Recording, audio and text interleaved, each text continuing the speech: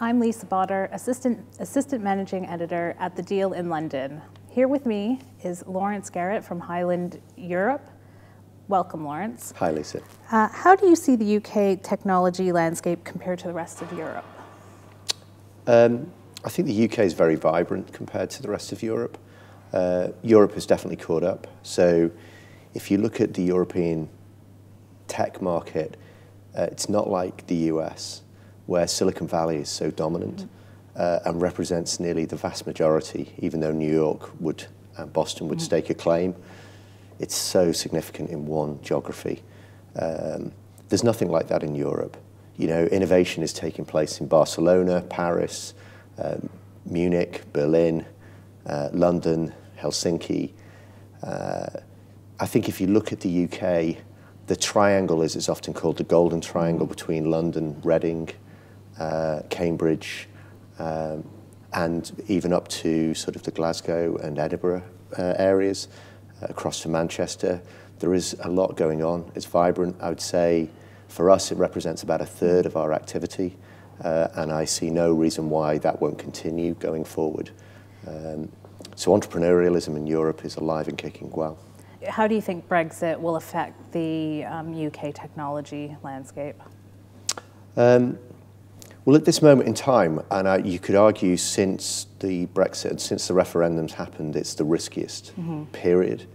There was definitely a pause just around after the referendum. I think people were truly shocked in the business community, and probably still are. That said, I've seen the activity be just as good as it was pre the referendum.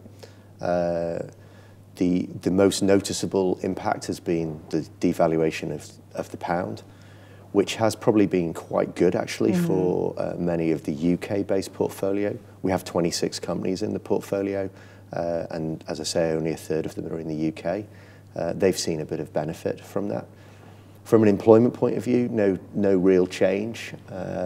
Being able to recruit has been straightforward, and many of our businesses have 29, 30 nationalities, even when they're based in the UK. So I haven't seen any problem there. And to be honest with you, we're just telling our entrepreneurs, just crack on. You know, it's business as usual, even during this period of uncertainty. You can't manage that.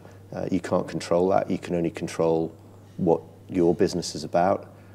So focus on that. And to a large extent, that's exactly what they're doing.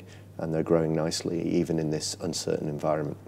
Do you expect the devaluation of the pound to entice more foreign investors to come after UK companies? Yeah, I mean, I think that's true, but you've had a few mega deals the other way, right? So Micro Focus acquiring HP's business, or what was it, Autonomies, for, I mean, I think it was just shy of $9 billion, even despite the devaluation occurring. But I do think that, you know, what we observed in 2016 anecdotally was that the US pulled back a little bit, and that vacuum was filled by Far East, China in particular, and was also by Japan. SoftBank's acquisition of Arm being an example of that. So we've seen a bit of a change in the mix of M&A, but I haven't actually seen it really truly increase despite the devaluation. And lastly, do you expect kind of protectionist rhetoric that's coming from a couple of governments to impact deals in tech? I hope not. I mean, I truly hope not. I think you can't reverse globalization. And the thing about technology companies, whether they're based in Helsinki or based in London, they're international off the bat. And they have to be, because local markets are just not big enough to sustain their businesses. So protectionism in a digital world is pretty challenging, especially when, you know, the boundaries in terms of export, import in the digital world, pretty impossible to measure for government. But I am concerned about the rhetoric that you're hearing at this moment in time towards sort of what I would call protectionism, isolation, versus the movement that I've grown up with all my life, really, with globalization, which is something I truly believe in. Thank you very much, Laurence. Thank you, Lisa.